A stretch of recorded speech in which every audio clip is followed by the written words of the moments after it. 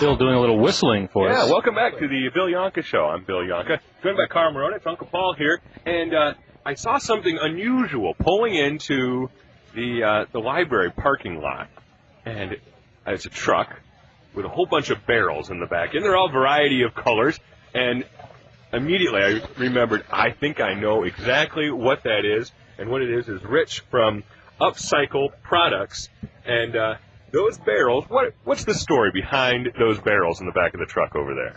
The barrels were actually used for shipping food products overseas. Okay. And in the past, 85-90% of them would end up in a landfill.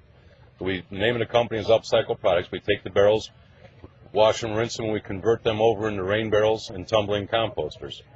And we've got them in varieties of colors. They're all pretty much 55 to 58 gallons apiece. Okay. You collect the rainwater off your roof, water your flowers and your gardens with it. It's better for your flowers and gardens because it's not been chlorinated and treated. Mm-hmm. It's a lot better for the flowers because it's air temperature. Mm-hmm. And you've got pretty much an unlimited supply of water. Most people don't realize that their downspouts in their house generate between 600 and 1,200 gallons of water every rainfall. Wow. So the amount of water coming down the roof that's going down into the curb and down into the storm sewer system, you can reclaim that water, use it on your flowers.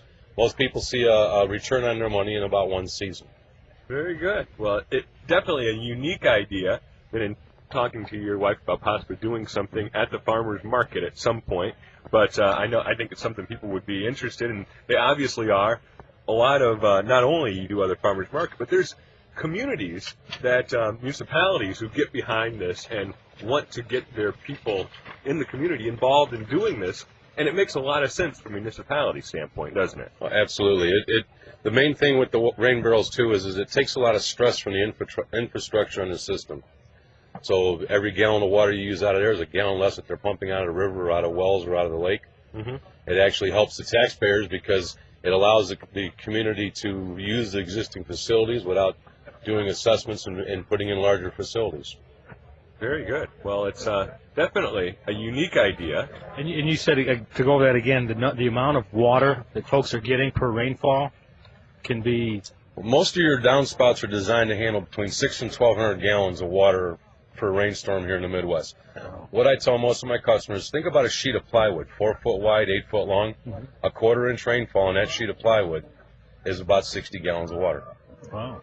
So a lot of people don't even hook them up to their house. Say if they have a small shed in the backyard or a tool shed, they'll hook them up to the tool shed and collect the water off. And that's going to be enough for what they want to do. Correct. Wow. By hook them up. Run the downspout into the top of the barrel or put a diverter on the downspout to allow the water to flow in. Okay. So you're diverting the water from the roof, coming off the downspout into a barrel, and then on the barrel, you're pretty much essentially creating a situation where you have a hose coming off of that. Correct. All the barrels are designed with a hose fitting on the front with a shut-off valve. You can hook a hose up to it and water your yards. You will never run a sprinkler with this thing, but you'll get enough pressure. Actually, at our factory, we've got a display out front with hanging pots about 6 feet off the ground. You hook the hose up, we water those pots. Because the anomaly is once the water starts flowing, it actually starts siphoning. You'll get good flow out the end of the hose. So you'll be able to lift that up. Mm-hmm. Correct.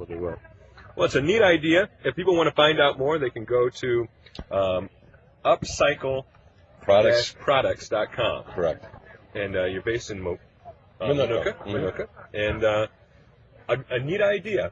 Whose idea was this? You or your wife? How did It's not a new idea. Not a new idea, but... it was basically mine. We were experiencing water shortages in our town, and we had a house on a little bit of an acreage, and we went to a zero watering ban one year and lost about $3,000 worth of fruit trees and berry patches and stuff. And I built the first ones about 8 years ago, put them on the side of my house, collected the water, and the next thing you know, friends want them, relatives want them, neighbors want them, and here we are. We service most of the Chicago metropolitan area. We do campaigns all over the area, and we ship these all over the country. Thanks for stopping by, and something you may see here at the Farmers Market. Thank you. Before the season's out, Rich from Upcycle Hope for Products. some rain. Get just a little bit of rain, and you get a lot put in a barrel, and a neat way to reuse. Absolutely. So we'll take a quick break.